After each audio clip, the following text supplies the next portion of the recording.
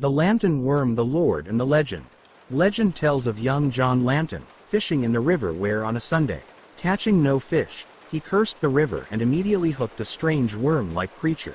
In northeastern England you would be hard-pressed to find a person unaware of the legend of the Lambton Worm, well established in English folklore since the 13th century. However, when John Lambton became the Governor-General of British North America in 1838, probably no more than a handful of residents in fledgling Canada were aware of the Lambton family and its legendary history. The oral legend of the worm underwent many revisions over the centuries. Not surprisingly, Sir John, the first Lord of Durham, became the natural hero of the legend as his fame spread throughout County Durham and England's northeast. John George Lambton was born in 1792 to Lady Barbara Frances Villiers and William Henry Lambton, an activist, who helped form and then chaired the Society of Friends of the People. The Friends advocated for reform of Parliament and a more diverse House of Commons. They believed that any British man should be able to vote in House of Commons elections as long as he wasn't a convicted criminal or lunatic. Upon his father's early death from tuberculosis in 1797, 5-year-old John became wealthy although too young to manage his holdings. As a gentleman landowner, he would eventually inherit his family's mansion, Harriton Hall, in County Durham, situated on valuable coal mining land, along with the Lambton Collieries, Dinsdale Park and Low Dinsdale Manor. John, the young lord of the legend, and his brother were sent to live with Dr. Thomas Beddoes after his mother remarried. Beddoes, a family friend and scientist known for radical liberal ideas, was paramount in John's education before he left for Eton College in 1804. Taking one of his first independent steps, John left school in 1809 to marry Harriet, illegitimate daughter of the Earl of Cholmondeley. Finding out Harriet was too young and could not get her father's permission to marry, the dejected John joined the Prince of Wales's own 10th Hussars Army Regiment as a cornet. A deployment to Palestine introduced John to bloodshed close-up. Unlike the brave young man in the legend, John decided the army was not to his liking. He resigned his commission in 1811 and returned home. John and Harriet married in 1812 and had 3 daughters before Harriet died in 1815. Barely a year later, John married Lady Louisa Grey, an artist, daughter of the 2nd Earl Grey. 5 more children resulted, 2 sons and 3 daughters. While John was overseas with the Hussars, the legend of the Lambton Worm had thrived. The strange worm-like fish that young Lambton had caught and hoyed down the well had grown. Not only had it escaped the well, but in one version of the story wound itself round and round Fatfield Hill, eating sheep, sucking milk from cows, and carrying off young bairns. Once released from military duty, young Lord Lambton set about making a name for himself. He was elected to Parliament for County Durham in 1812. He supported a liberal agenda including the removal of political disabilities on dissenters and Roman Catholics. Between 1820 and 1828, John commissioned the building of Lambton Castle around the existing Harriton Hall. Standing on a rise above the town of Chester-le Street, County Durham, surrounded by parkland, the castle was established as the ancestral seat for the Lambton family. Subsequently in 1828, John was awarded the peerage title, Baron Durham, of the city of Durham and of Lambton Castle. When Lord Grey, his father-in-law, became Prime Minister in 1830, John Lambton was elevated to the Privy Council as Lord Privy Seal. As Baron Durham, John remained in the cabinet until 1833, leaving with the bestowed titles Viscount Lambton and Earl of Durham.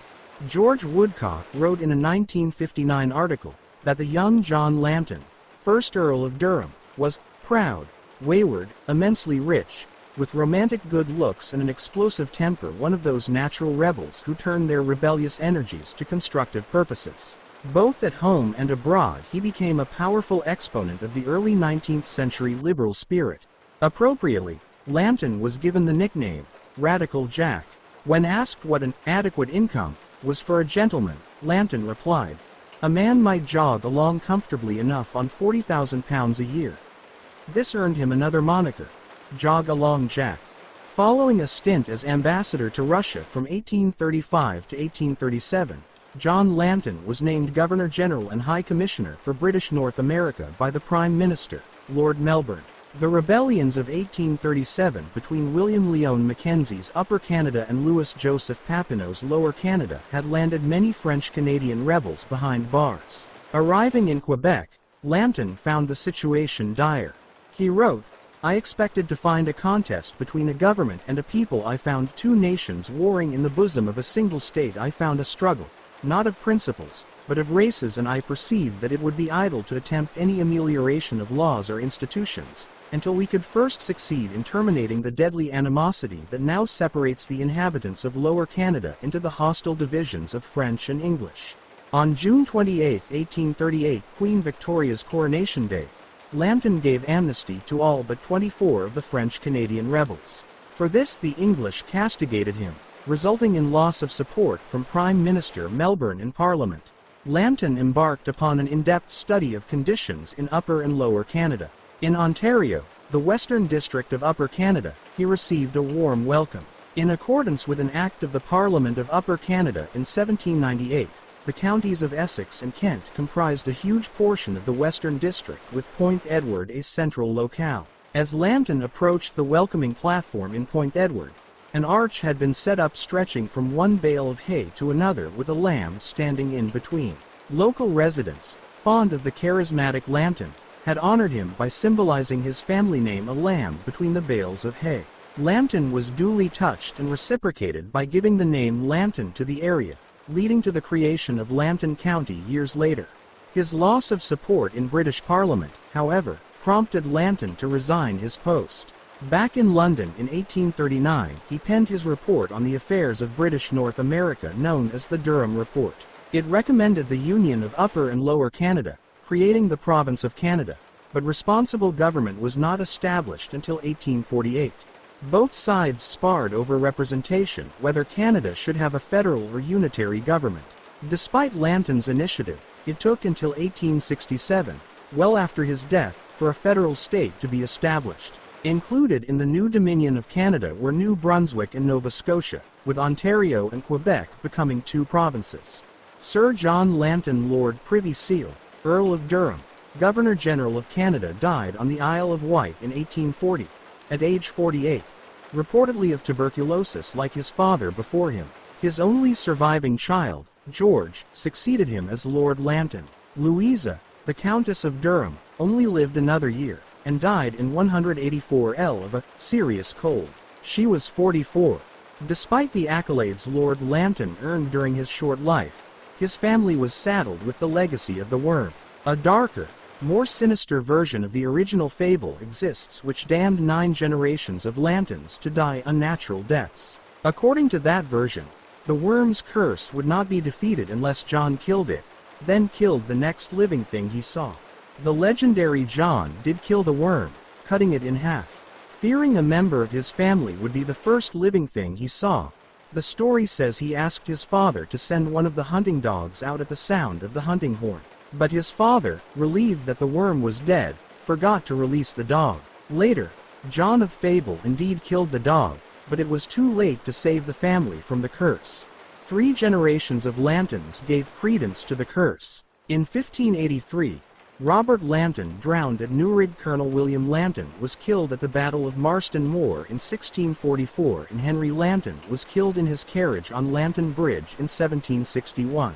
And it is said that Henry's brother kept a horsewhip beside his bed just in case the worm should make an appearance. In 1844, a monument was commissioned by residents in the Sunderland area in northeast England to commemorate their favorite son, Lord John Lambton. On Penshaw Hill, between Washington and Hodenlough Spring, the monument, styled after the Temple of Hephaestus in Athens, became a local landmark. The Marquess of Londonderry donated stone from his quarries in Penshaw to build the monument. It has afforded me great satisfaction in a very humble manner to aid in recording my admiration of the Earl of Durham's talents and abilities. However, I may have differed with him on public or political subjects, he stated. Many considered the structure a folly, however. Lord Lambton and the monument's appeal allowed much of the money for construction to be raised by subscription. Citizens donated enthusiastically. Today, people picnic on the grass and Easter egg hunts are held annually on the hill. The National Trust encourages tourists to traipse the worn paths where the worm once slithered. Mothers still warn their bairns not to wander too far from home, all because of a young man named John Lambton who skipped church one day to go fishing.